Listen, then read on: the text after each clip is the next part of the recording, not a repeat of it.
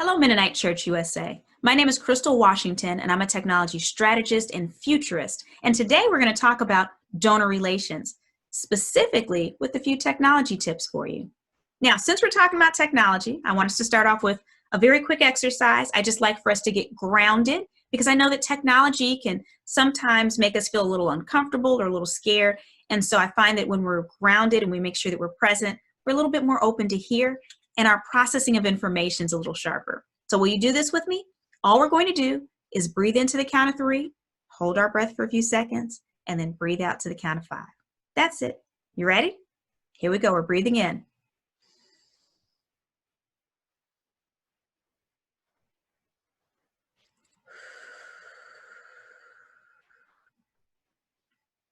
All right. That's it. So here we go. Let's go ahead and get started as we talk about donor relations. The first thing I have to communicate is that intention matters. Now, if I can be honest, I'm not too worried about you in this category. Oftentimes I speak to corporate and association audiences, and so things are a little bit different over there. But I want to give you an illustration to showcase how we can be even more successful in how we reach out to donors. Now, I want you to picture yourself as a small child. I want you to think back to when a family member, an elder, made toast for you. Maybe it was your mother or your grandfather or your grandmother. Remember how wonderful their toast tasted? Do you remember the fact that their toast tasted better than your toast? Now, it's not logical because they're using the exact same ingredients and it's toast. It's pretty basic, right? But you can taste their love on your food. You can taste people's intentions. Even to this day, you can tell when people love on you in the making of their food, right? And so when it comes to reaching out to our donors, intention matters. They can tell when we care. And so again, I'm not really too concerned about you because I know that you're in the ministry because you care. But as long as your intention is right, they will feel that. And so that should always help set us at ease because we know that our intentions are in the right place. So our agenda for the day, we're going to look at this in 3 parts. 1, we're going to look at minimum requirements, those things that you absolutely have to be successful as a church or a conference when it comes to donor relations. The second thing we're going to look at is how we reach out or outreach. And then lastly, messaging. Okay? Now let's start off with minimum requirements. Are you ready? Every church should have a website. Now, I know that you've heard this before. Some of you already have websites and some of you do not. I spent some time on the Mennonite Church USA website and I looked around on the map and clicked in different locations to see who did and did not have a website. This is the time when you need one. And actually, in the age of COVID-19, when this is being recorded, this is a time of proof to showcase why websites are so amazingly important. A wonderful example of a great website would be the Austin Mennonite Church. Their website has a calendar. It has the ability for people to be able to donate through the website. They even have a membership portal. You have to log in, but you can actually see other members' information in there. So a great way for people to stay in contact. There's information about services during COVID-19 via Zoom and how to gain access to the password so that way they don't have people Zoom bombing them and posting inappropriate things in their services. But here's the value of their website. When COVID-19 hit and we began to practice social distancing, their congregants didn't have to wonder what was going on. On the website, it made it very, very clear. And here's the next thing. Are you ready? If you do not have a website, and there are people right now that need hope, that need a way of connecting with their faith, and they're doing a search on Google for faith institutions in their area, you can't pop up in their search if you don't have a website. And so there are people right now that if you do not have a website might be in need of your guidance, of your love, of your service, and they can't even find you. So a website is absolutely necessary for every single church. Doesn't mean that it has to be complicated. It doesn't have to have a lot of pages to it, but it should just be a simple place where people can go and stay up to date on what's happening in the church. Now, some other things that you want to have at a minimum is you want a subscription option for people that want to give. So whether that's tithes or gifts or donations, You want a way for people to be able to give it on a regular program, especially now when we're practicing social distancing.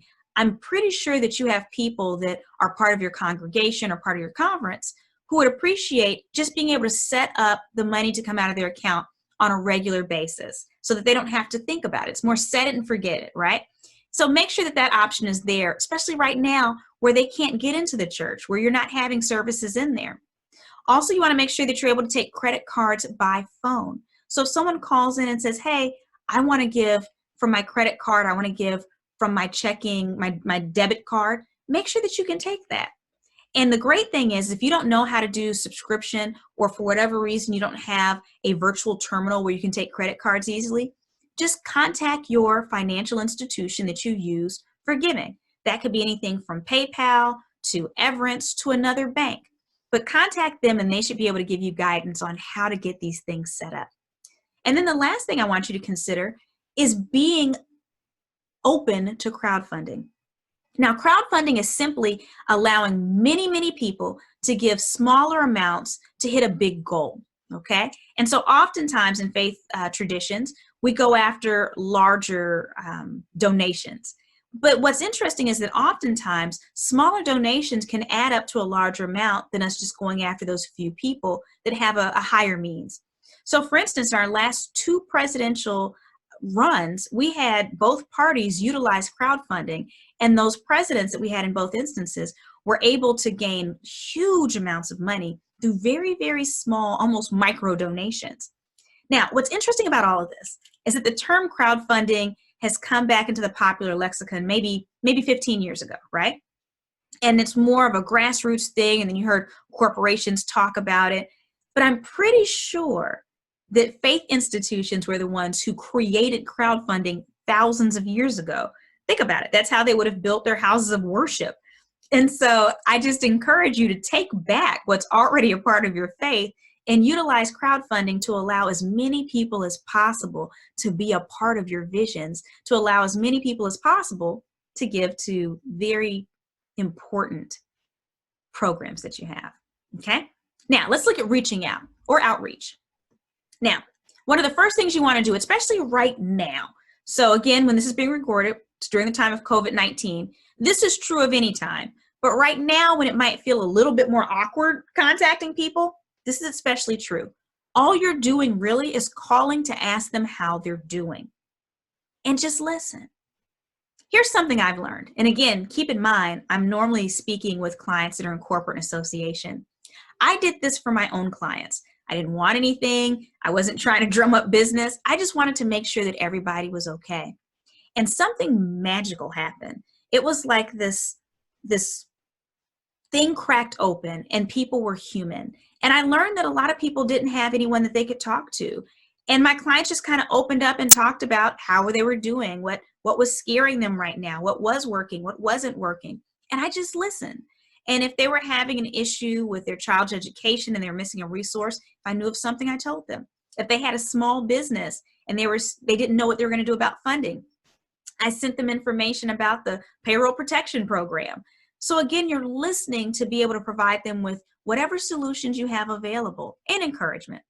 So make sure that you're sharing resources based on what they said that they need or where they're having challenges. And that could be virtual, that could be financial resources, whatever you have at your disposal. Share the important programs that can help their community as well. So not just the donor, but if they're saying that in their particular area something's going on. So for instance, in the time of Hurricane Harvey, I live in Houston, Texas, there were people in other states that were checking in on me and seeing, okay, well, you're good, Crystal. What's needed around you? Is there anything we can send you that can help them? And so now you're in this key position to help not only the people you're speaking to, your potential donors, but their community as well. Now, there's many resources that you have at your disposal, and I encourage you to share what you're doing at the church and conference level. So for instance, the Mennonite Disaster Service of Shenandoah Valley, this is one resource. Depending on what someone's speaking about, this might be helpful to them. Another one, the Western District Conference has some wonderful coronavirus resources for congregations themselves.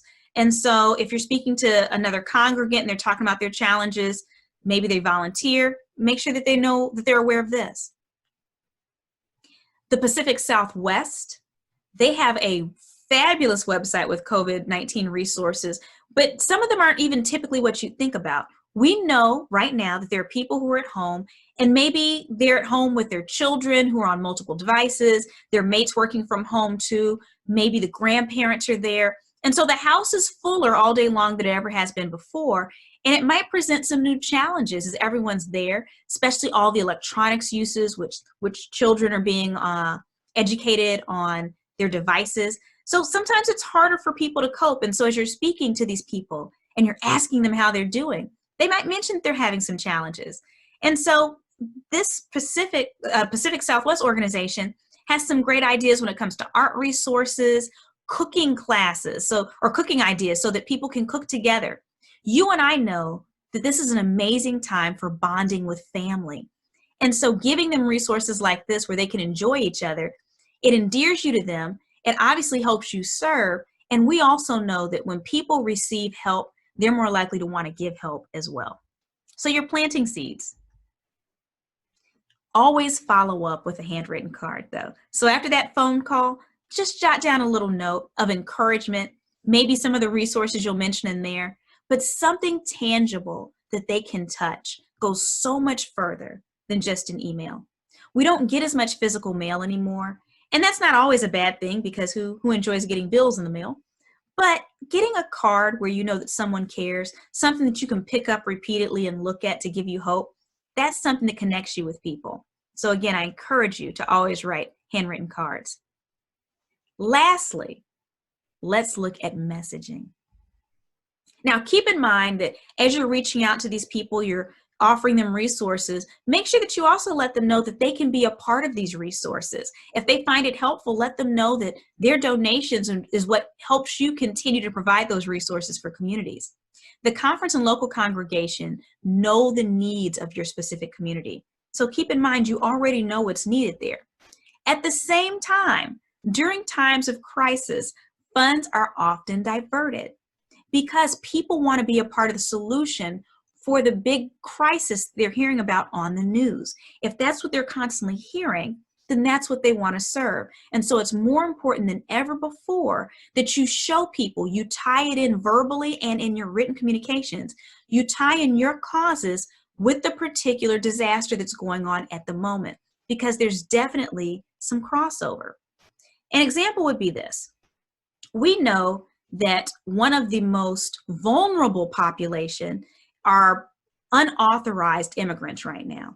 And we also know that ICE seems to be ignoring some of the coronavirus guidelines. And so the opportunity for these poor people to be infected in detention centers is very high. At the same time, we also know that the Ohio Conference has wonderful immigration resources. And so many of you have resources at the conference and the church level that tie into these types of things. And so if you know that someone is passionate about unauthorized immigrants and how they're faring in the age of COVID-19, this is a wonderful opportunity for you to introduce them to your particular immigration programs and how they can partner with you to be a blessing to these people and actually save lives. But they won't know that you have a connection unless you tell them. Tell stories with video. Invite the people who have been impacted by the ministry or people who are a part of the ministry to tell their stories on video and share those. It goes so much further than you just verbally telling someone or it showing up in an email. Now, here's something that might require a shift in thinking, but do not rely on estate donations. First off, we're not assured that they're even going to happen. You know, in times of crisis or when there's recessions, the money that's available starts to lessen, things are a little sketchier, but at the same time, we want to make sure that we're giving everyone the opportunity to give. And so that's why I mentioned crowdfunding earlier and some of the other resources. We want to make sure that we're tapping in to our congregants of all ages and all levels, because all of them want an opportunity to give and be a part of something bigger and to see how their work and their resources bless other people. And so in the spirit of inclusivity, we want to make sure that we're including all different age ranges in our opportunities to give and be a part of something. Now, I want to leave you with this. You are doing important work, and it actually saves lives. Their lives depend on the actual work that you do. And so your ability to communicate the importance of your programs, your ability to help people be a part of what you're doing, enables you to save lives and enrich other people's lives. And so in this beautiful way, it's like this triangle of good where you're being a blessing, you're blessing other people with the opportunity to be a blessing to other people who are receiving the blessing. And in the future, they're going to be a part of helping other people. And so this is why donor relations is so important, because everyone needs to be a part of it. Keeping this circulation of resources going is simply uplifting humanity as a whole. And so I am so honored to know you and to be a part of your journey. And I wish you much success going forward. If you have any questions for me, feel free to reach out at any point in time. I wish you much success going forward in all that you're doing. And please continue to do your very, very important work.